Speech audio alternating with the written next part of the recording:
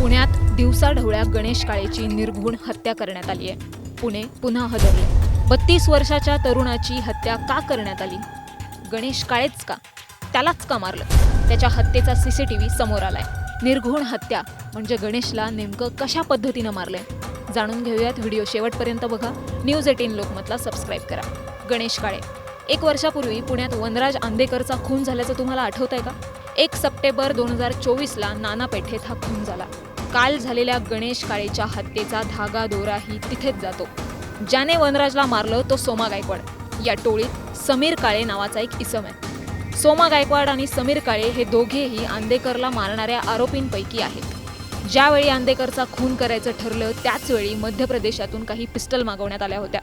वनराज आंदेकरच्या हत्येसाठी शस्त्र पुरवल्याचा आरोप समीर काळेवर आहे. याच समीर काळेचा सख्खा भाऊ गणेश काळे. याचाच बदला म्हणून गणेश काळेला ठार करण्यात आले. गणेश हा येवलेवाडीत राहतो. 1 नोव्हेंबरला दुपारी 3:30 वाजता तो खडी मशीन चौकाकडे येत होता. 2 बाईकवरून काही जण त्याचा पाठलाग करत होते. पुण्यातील खडी मशीन चौकातून सासवडकडे जाणाऱ्या बोबदेव घाटातील रस्त्यावर एक पेट्रोल पंप आहे. त्या पेट्रोल पंपाजवळ गणेशची रिक्षा अडवली गेली.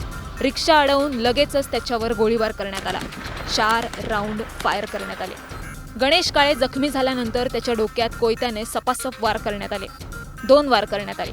कोयत्याच्या हल्ल्याने त्याच्या डोक्यात आणि चेहऱ्यावर गंभीर जखमा झाल्या. गणेशला 4 गोळ्या घातल्या गेल्या.